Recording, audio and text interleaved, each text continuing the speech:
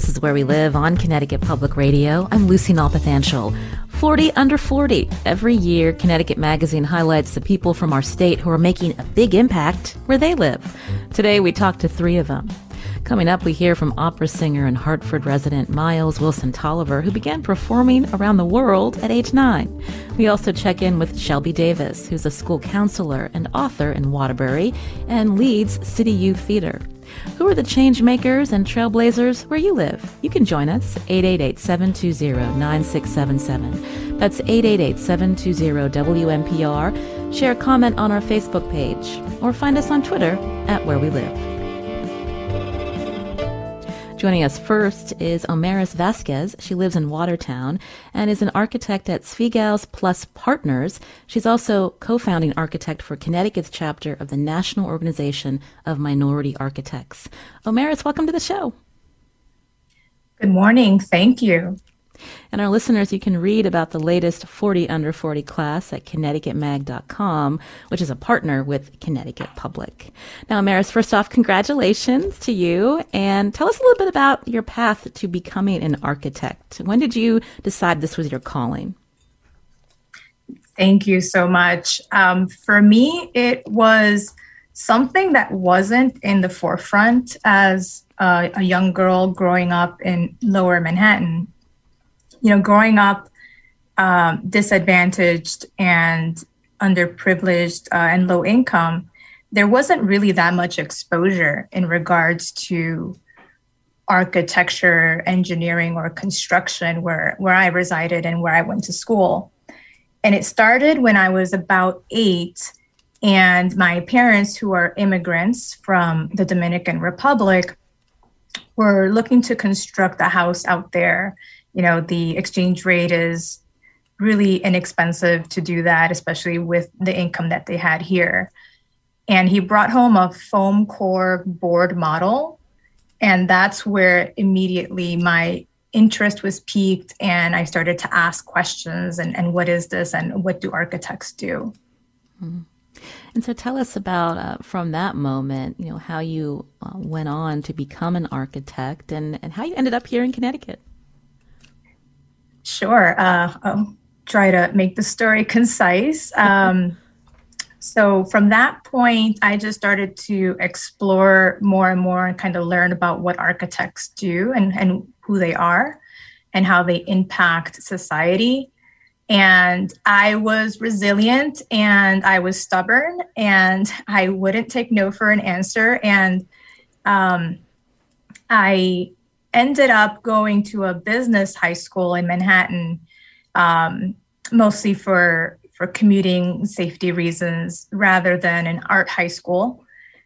And when it came time to speak to a college counselor and he asked what I wanted to be, and I said, I'm going to be an architect. And he asked, what are you doing in this school? So he was the one that really guided me in terms of what are the right schools, you know, educating me on what types of accredited universities I could apply to, and introduced me to a weekend course at the Fashion Institute of Technology, where I took an interior design course when I was a junior in high school. And then, so from there, I attended Pratt Institute in Brooklyn, New York. You know, we were all New York City natives, and that's when my parents moved to Waterbury, right about when I was graduating high school. And, you know, talking about disadvantaged communities, they can't afford housing or a single family home in New York State, New Jersey. So they ended up moving to Waterbury, where houses were much more affordable and they can realize that American dream. When we talk about architecture and talking to an architect, we think about maybe the technical. So as you mentioned, the engineering and the construction.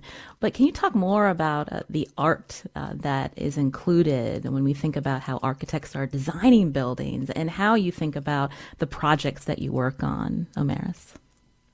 Absolutely. Yeah, I think you kind of hit the nail on the head there. When people think of architects, they only think about the drawings, right? And the construction portion of it, but there's far more that goes into the design of a building and a space beyond just the technical. And it starts with a conversation, and it starts with getting to know and understanding the client and the users of that building, but also the community around it. And that's where architecture, used for public spaces or for residential, it needs to respond to that environment, to that community, what is their value and importance to them. And part of that is integration of color, of light, of nature, and of art. Art, used in creative and innovative ways, whether it's a sculpture or whether it's a relief on a building, or even just the massing and the volume of the building that can create visual interest. It's really important to the psyche. Let's talk about some of the projects that you've worked on, including the Ronald McDonald House in New Haven, what you just described about how, when you're thinking about design, how it needs to fit and how you bring the outside in. Can you describe this place for our listeners and then your role in this project? Of course, that was one of my highlight projects because it just had such a personal connection for me. The wonderful thing about working on a project like that is all that community integration and collaboration, and just the message that Ronald McDonald House gives and how they support not just their local community, but even third world countries, around the world, housing families to keep them close to their children who are receiving critical care in the hospital nearby. Just providing that home away from home. And the message was super impactful and influenced how we approached the design of that building, and it's, down to the color and the nature integration. The scale of the building too, and as you mentioned, trying to get it and aiming to have it fit within the fabric of that neighborhood so that it doesn't seem overpowering, but kind of is brought down to a residential scale. And integrating as much of that natural light in there, especially for a building like that, where it's healing families, not in the medical sense, but in the kind of the psychological sense and in your well-being, opening up and providing as many windows to bring in some of that natural daylight, and trying to make that visual connection between inside and outside. And where we can't integrate biophilic design, and in this case, plants and plantscape inside, we try to draw that feeling and that sense in, utilizing techniques like large open windows or patterns on the floor that emulate rivers or rolling hills, and the colors are more natural and subdued. So there's it's just some examples of how we can merge architecture, art, and nature. During the pandemic, so many of us now realize the amount of time we spend in a space, the way it makes us feel is important. So when we think about the Ronald McDonald House and serving families whose children may be getting care at the nearby Children's Hospital in New Haven, helping them feel comfortable. Is there a sense of whimsy despite the stress that they may be under as they spend time in this building? Yes, exactly. As I mentioned before, not just the natural light and nature, but color. And there is that level of whimsy so that, again, it helps to elevate your mood a little bit as you're progressing and processing into the building. And if you've kind of looked at some of the images or passed by to the Ronald McDonald House, you would also notice that it almost creates like a courtyard in the center. And the idea there is to give a sense of open arms and welcoming, and almost like an embrace as one enters into the courtyard. It also balances acoustics and sound so that as you step away and that building steps away from the front of the street, those walls become a shelter from sound. And you're walking through this curving and winding path, you're welcomed by energetic and playful figures on the facade of the buildings to remind you again of the positivity of family and how that power heals. Again, you're hearing Omarys Vasquez here on Where We Live. She's an architect and associate at Svigals Plus Partners, one of Connecticut Magazine's 40 Under 40 honorees this year. Omarys, can we talk about another project that you worked on, and that was the new Sandy Hook School, and the conversations that you and your colleagues had with the local community to inform that design for those children and the educators there? Of course. So as you know, I wanted to also state and understand that there's not just one designer, and no one of us can take the entire credit of a design of a building. And that particular project, there were so many stakeholders involved, and it wasn't a design by Svigals, but rather a design by the community. And that's where we take a lot of our initiative and direction, is from talking to the local community, and not just the teachers and the parents that are going to be using that school and the children, but also maintenance personnel, neighbors, city stakeholders, and collecting their ideas, their values, what's important to them, and their input, other than the safety, right, of our children and of the school. But, we all play a cog in this role, even from the architect and engineer side. It takes a village, much like raising children, to create a building. From the designers to the technical aspect and the drawers, the engineers, the contractors, the community. And with that, we try to integrate a lot of the natural elements that's evident in Newtown itself, from the peaks and spires of the building in the town, and the rolling hills and natural ambiance that the town embodies. Mm-hmm. How did you feel being part of that team, helping design this very important space for the community?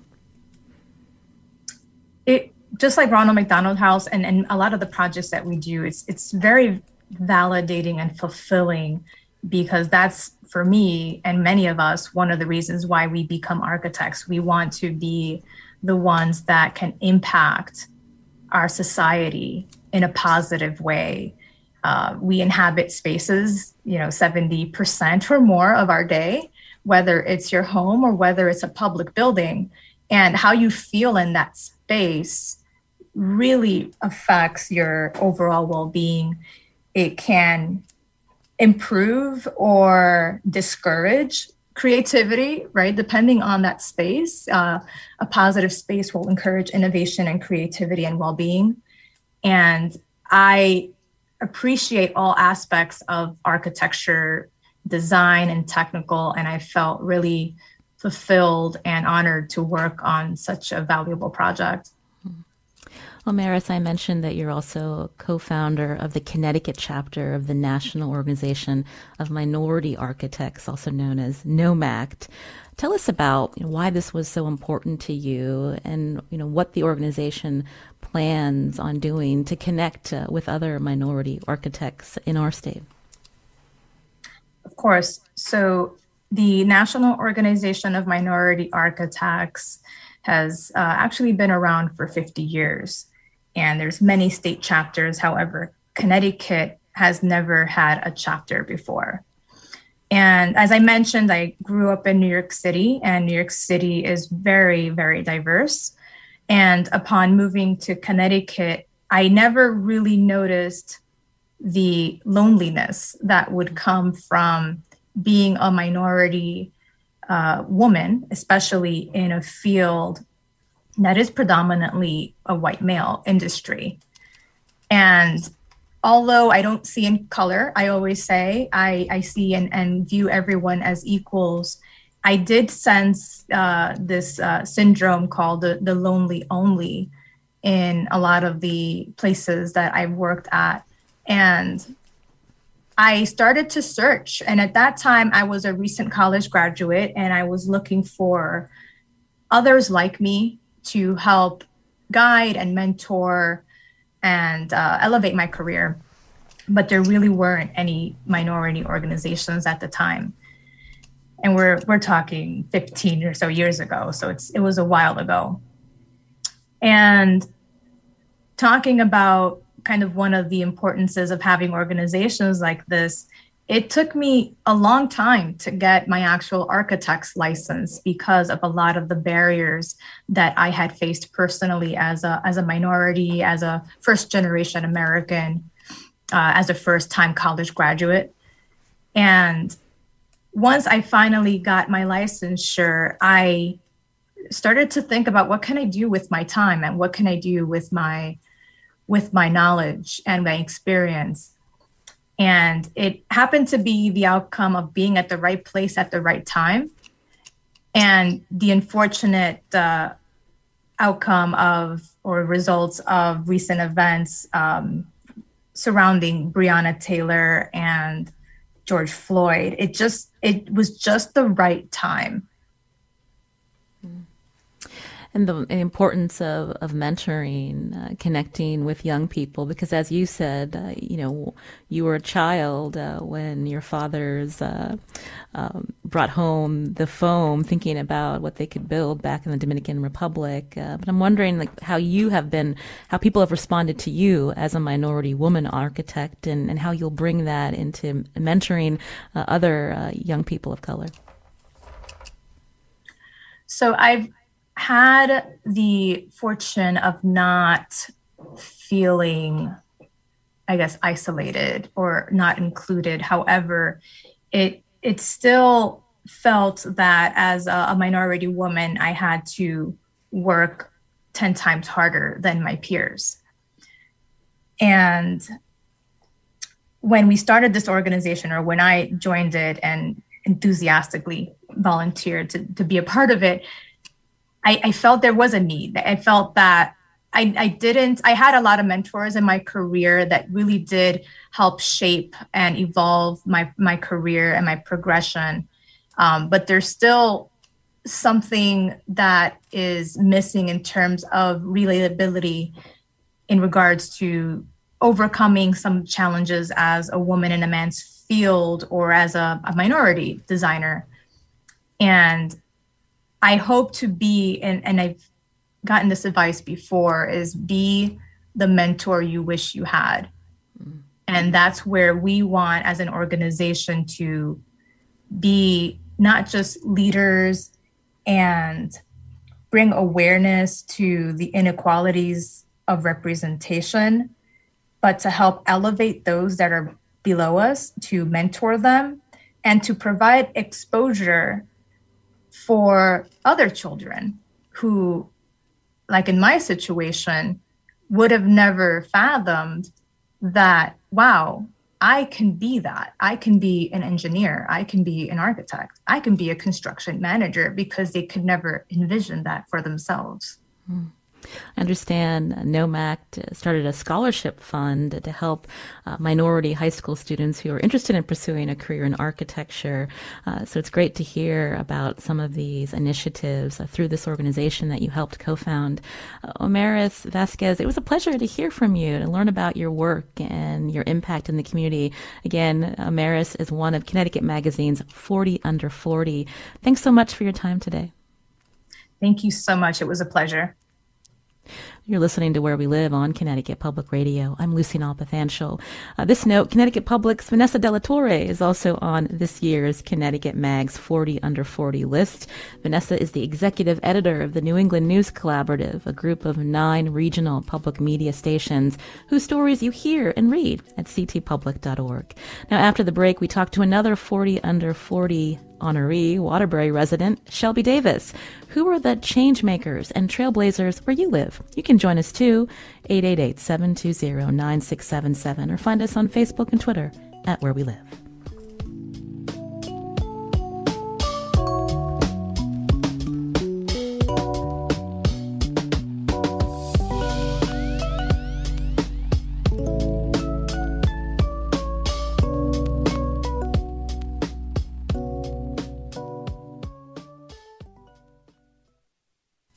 This is Where We Live on Connecticut Public Radio. I'm Lucy Nalpathanchel. Today we're checking in with some of the honorees in Connecticut Magazine's latest 40 Under 40. My next guest is a youth theater company founder and counselor at Crosby High School in Waterbury. He's also an author whose books also aim to help others, including Davis's Everything My Parents Taught Me in 6 Steps, Life's Guide. Shelby joins us now on the phone. Welcome to the show, Shelby. Thank you for having me. Good morning. And congratulations for being included in this year's 40 Under 40. How did you feel when you learned of this list and that you're on it? Excited. I was surprised, and I was confused. I was pretty much saying, did they have the right person? But I was very honored. Very honored. So you do a lot, but I wanted to start talking with you about your role in the Waterbury schools as a counselor. And you're also a Waterbury native, I believe. So tell me about the work that you're doing, the kids that you're connecting with. So right now I work in a high school, and my job is to help students be in school. I'm the attendance counselor, and get them active and engaged in their work and graduated. That's the end goal. We want our students to be successful. We want them to be here every day, and I help them do that each and every day by setting goals, working with them, whatever they have going on at home, outside of school, and making sure that they have everything they need to be successful in school, and we get them graduated. We know being a kid is hard, and then add the pandemic to Yes. what it's like in the last couple of years. And so I wonder if you can talk more about some of the students that you're connecting with and what you're hearing from them about the struggles they may be facing and how you and your colleagues are working to keep them engaged despite some of the challenges. It's definitely been very different, especially with virtual learning being added to our system last couple of years. And just keeping them engaged, keeping them motivated. They had a lot of disappointment with events being canceled and sports and the arts and everything being canceled, and just trying to keep them encouraged, keep them motivated, keep them going to graduate, to be successful, to get their grades up, and not lose the motivation to be in school. You mentioned you're the attendance counselor, and so when we hear that, when some children have not been engaged and haven't been coming to school regularly, with the challenge also of signing on to virtual learning when that was happening, can you talk more about how you were able to reach some of those kids and some of what they have to deal with at home? Yep, actually during the pandemic, when kids were doing virtual learning, I was actually going to their houses, knocking on the door, and having conversations with them at their doorsteps, at their windows, from afar, a lot of virtual meetings, and seeing whatever they need, providing them that insight, that motivational talk, just to hear them out. Sometimes they just want someone to talk to about what they're experiencing and what they're feeling. So I was doing a lot of home visits in the community to let us know that we are here, we're here to help you, we're here to motivate you and inspire you to be successful. Mm-hmm. As you know, getting kids engaged sometimes is also helping them figure out what they're passionate about. And Absolutely. I understand that you're the executive director of City Youth Theater in Waterbury. And so tell us about that outlet and how you found theater. So I do a lot of theater in the community. I've always had a passion for theater, and I used to direct high school plays. And so about a couple of years ago, I decided that I want to continue this passion and my love for theater and inspire others and bring it to the community. So I started a free program here in Waterbury, and it's a theater program. It's open to anyone who wants to learn about backstage, who wants to learn about acting skills, who want to perform, who want to sing. And it's free, and we do a couple shows a year, and we have auditions, and we encourage everyone to come down. You mentioned it's free, so how do you keep it going? And then when we think about the pandemic, how that, how you had to adapt to that. So when I opened in 2019, me and a group of some youth volunteers who planned, and we got ready to start, and we began our first production rehearsals of Clue. We were doing a production of Clue, and the pandemic hit, and I said, oh, don't worry, we'll be back in a week. I'll go home. And then the year went by, and we still were closed. So we do a lot of fundraising. We have actually a fundraiser this evening. So we do all fundraising. Ticket sales is how we pay for our productions. And our staff that I have to hire to teach our youth. I have a music director, I have a choreographer, and I bring in these professionals so that the kids are able to learn from professional people in the field. I was a theater kid too. I found some old pictures of me in some junior high productions, and it's funny to look back, but I also remember, that feeling when you find that community, that place of people that you feel included, and you're able to be confident about, singing and dancing, being on stage, or even, as you mentioned, working off stage, supporting these productions. And I was just curious about when you were a theater kid, how you gravitated to that, how it made you feel. Actually, it's funny because I was in 8th grade and they needed another male to be in the play, and the teacher approached me and she asked me, and I said, no way, I don't do theater, I'm not getting on the stage. She kept insisting. She said, get on stage, give it a try. And I was hooked ever since then. I've been doing plays ever since then. And it's such a passion, and I see the passion in some of my cast now in my production. I call them my family, and I enjoy that they are able to express themselves, and then there's this place that they can go and just express themselves. Mm. Again, you're hearing Shelby Davis here on Where We Live. He's one of the 40 under 40 honorees in Connecticut Mag this year. He's a counselor at Crosby High School in Waterbury, executive director of City Youth Theater. And did I mention that Shelby's also an author? So Shelby, tell me about your books. I wanted to start with Everything My Parents Taught Me in 6 Steps, Life's Guide. It sounds like you had a good support network growing up.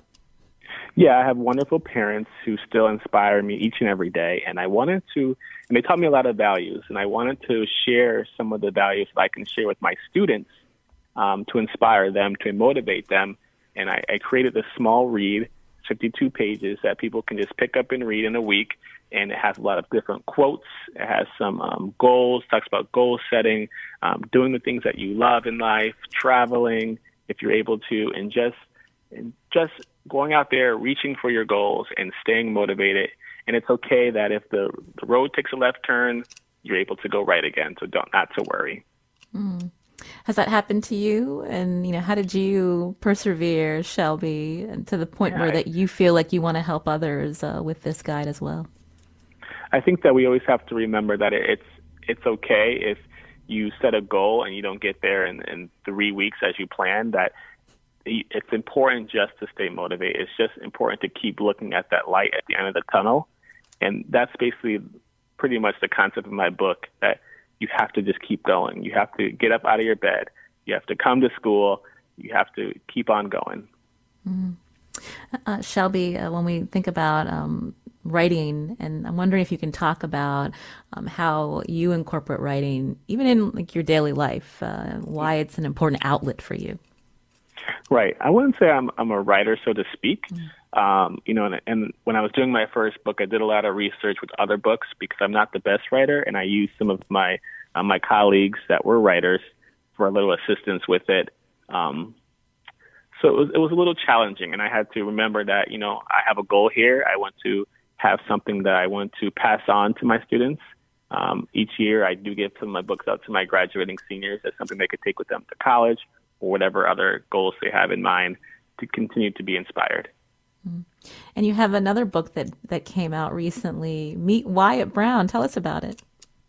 Yeah, so Wyatt Brown is about a young boy. He's in elementary school. He's actually based on one of my good friend's stepchild. And in his book, there are characters that resemble people in my real life. I actually lost 2 friends a couple of years ago. So there are 2 characters in the book based on my friends that passed away. And it talks about Wyatt in his first adventure. He doesn't want to go to school. So we talk about the importance of going to school and what are the benefits of going to school. And it's an easy read for young children. So they were my next market that I wanted to inspire. And it's a 22 pages, fully colored, fully illustrated book. And it's very engaging. There's questions in there. So whoever's reading with the kids, they can have a talk back session about what happened in the book, what the moral of the story was. And it's very, very fun and engaging. And so your audience, who you're writing for, are your students. And I'm curious if you can talk more about how they respond to your books, or even the fact that you took it upon yourself to talk about or include loss as we journey on, and how students have to learn sometimes to adapt to some of these traumas that we face, and to keep engaged and moving forward, Shelby. My students are very receptive. They're very grateful, most of them, that I are able to share this information with them and give them some insight on life, in real life, and keep them inspired, keep them motivated.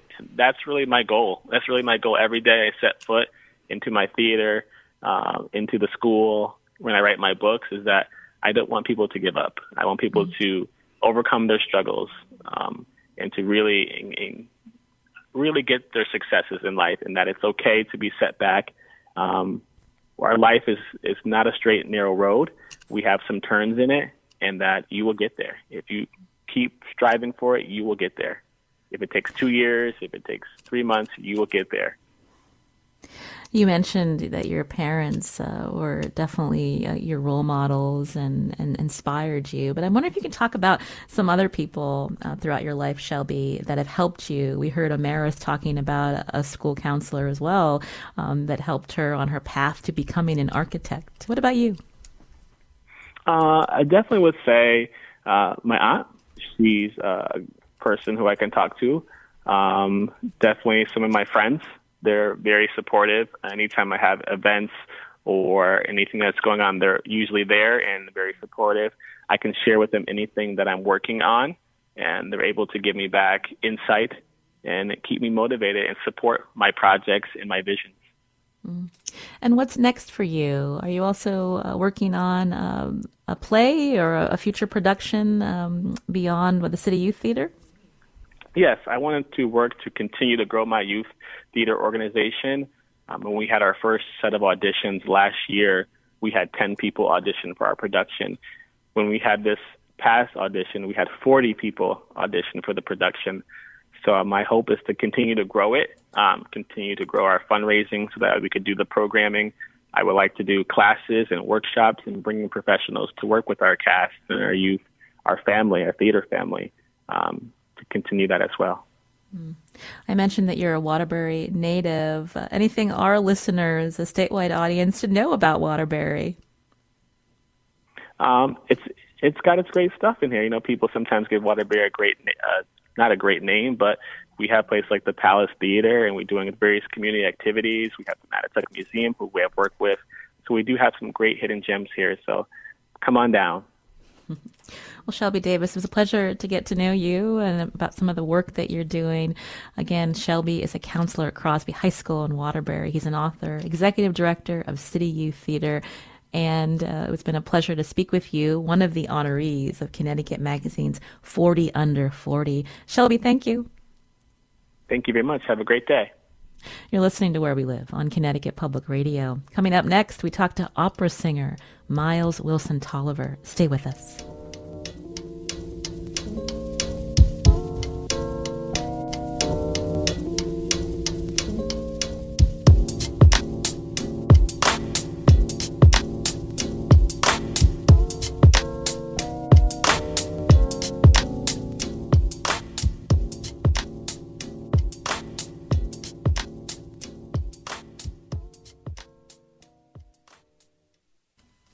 This is Where We Live on Connecticut Public Radio. I'm Lucy Nalpathanchel. We're talking to some of this year's honorees in Connecticut Magazine's 40 Under 40. My next guest is an opera singer and voice teacher from Hartford. Here's Miles Wilson-Toliver.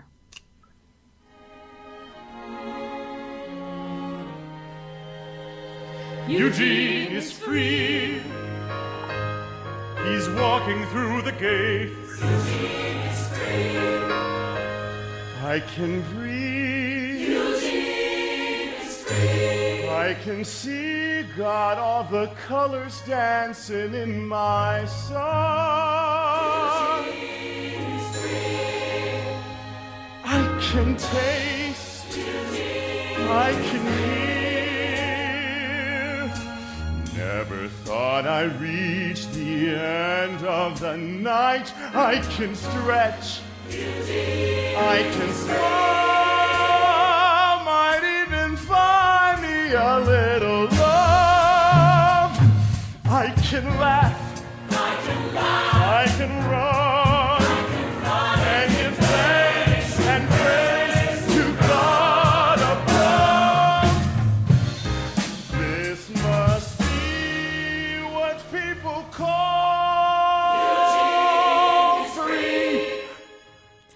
heard Miles singing in the Cincinnati opera production of Blind Injustice. In the summer of 2019, he played Eugene Johnson, based on the real-life man who was wrongly convicted and later exonerated. Miles Wilson-Toliver joins us now on the phone. Welcome to the show. Hi, Lucy. Thank you so much for having me. It's a pleasure. What a lovely voice. I have to ask, when did you realize you could sing? I didn't get the opportunity to realize that because by the time I turned about, 2 years old or so, my mother had me singing already pretty much I was full throttle in the church, singing up there in the choir and such. So, yeah, I never got the chance to realize, but yeah. It's Mama knew that you had talent. Exactly. So, Miles, I mentioned you're an opera singer. You're a voice teacher in Hartford. You founded Voices of Hartford. This is a group of advanced singers in Hartford who, quote, build community through music. So let's start there. Tell me about this group and your role in it. Sure. So first off, when I got back to Hartford, I would say about a couple of years ago, but prior to that, I had been in Hartford all my life. I was raised, over on Capon Street, so right off of Main Street. I am through and through a Hartford native, Hartford kid, and that's all I ever really will be. And so when I got back to Hartford, maybe a couple of years ago, because I had been singing and performing. When I got back, I was meeting with some of the community leaders, and I was working alongside of Councilwoman Shirley Surgeon and Luz Holmes, the president of the Upper Albany NRZ, and I was working with these folks, and we were meeting. I don't know if you remember, around this time, we started back in May 2020. Mm-hmm. This was right, I guess, when we had just kind of started to see the light coming out of course, we had no idea that the pandemic would peak again, right?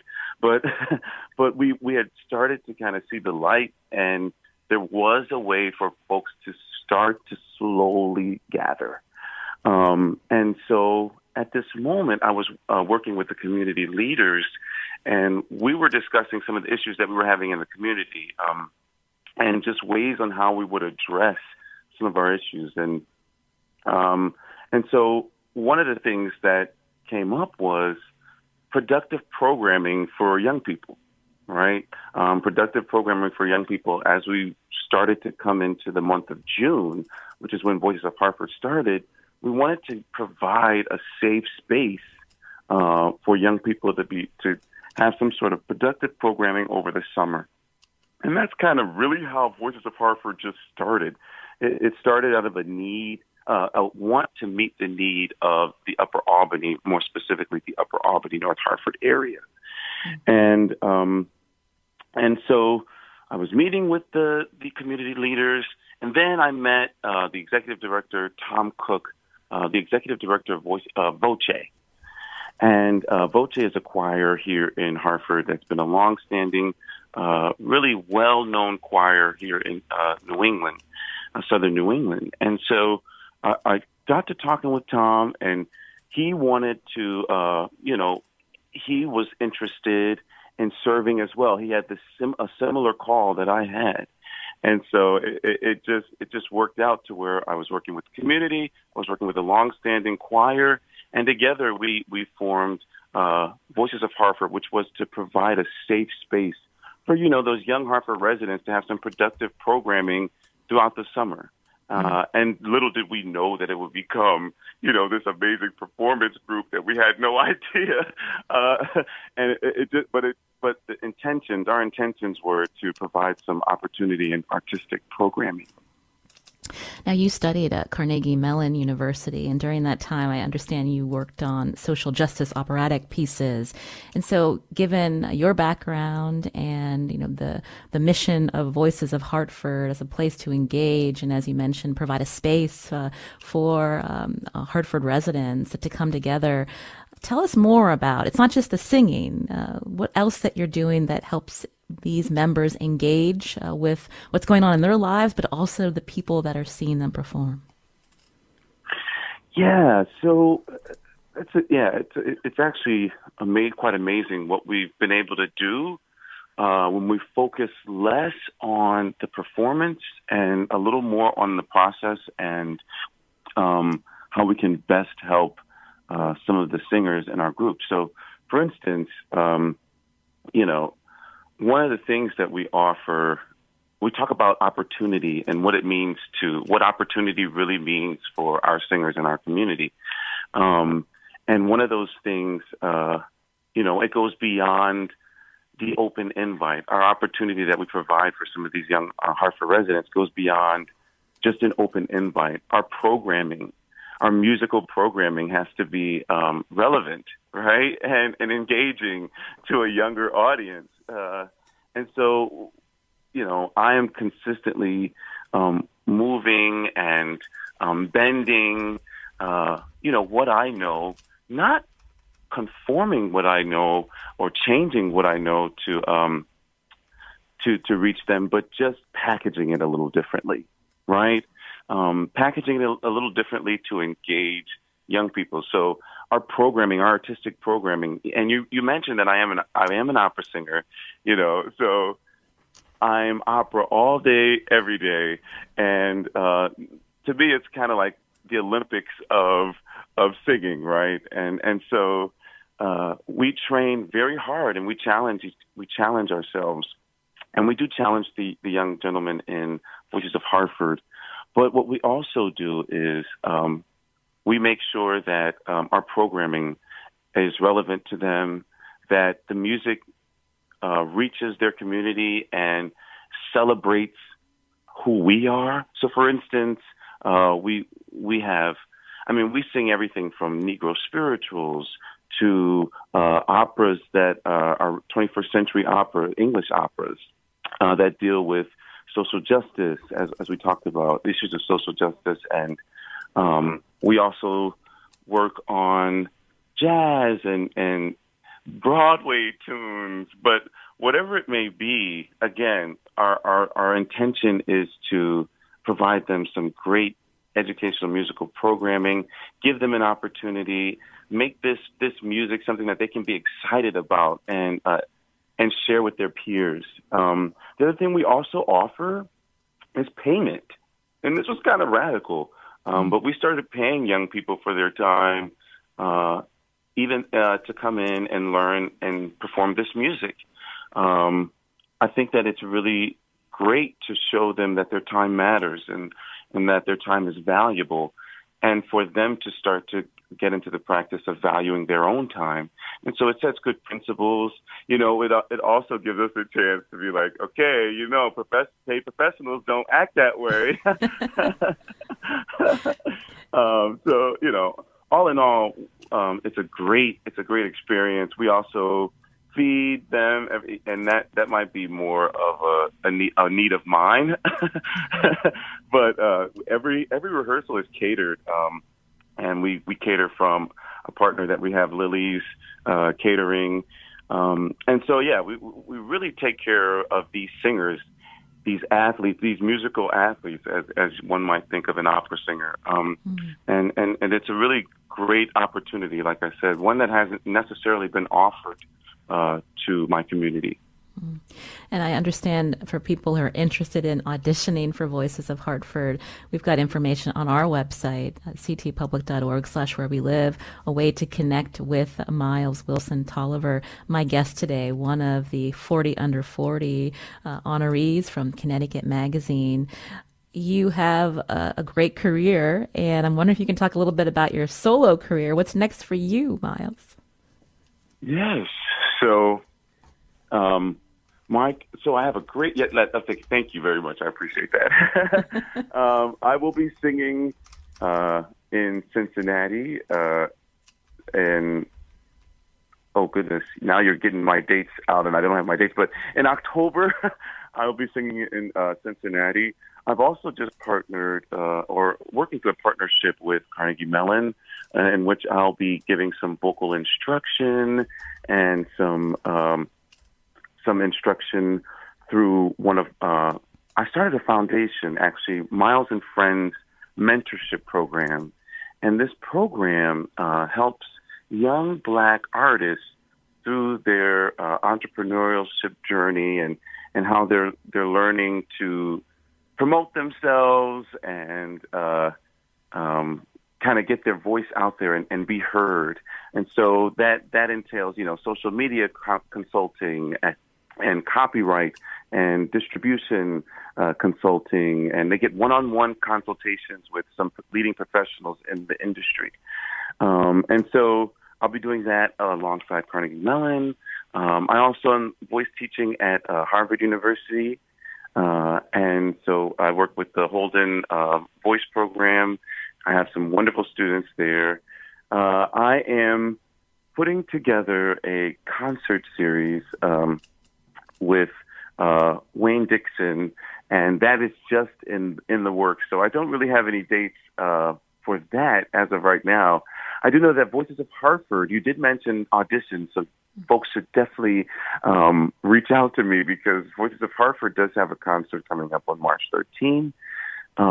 And we are engaging in some really exciting partnerships. We're engaging with Kinsella to work with their music director and as well as Greater Hartford Academy of the Arts.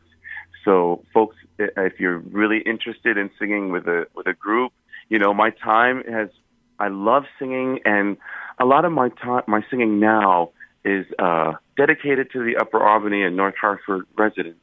And so I use my voice. Before it was about performing around the world, and I loved it. And I loved premiering some amazing world premieres like Blind Injustice by Scott Davenport Richards, which was a world premiere I did in Cincinnati, and another world premiere I did in Pittsburgh, A Gathering of Suns. And I loved premiering these wonderful pieces, but my voice has turned into a mode of expression, and now I use my voice to make a difference.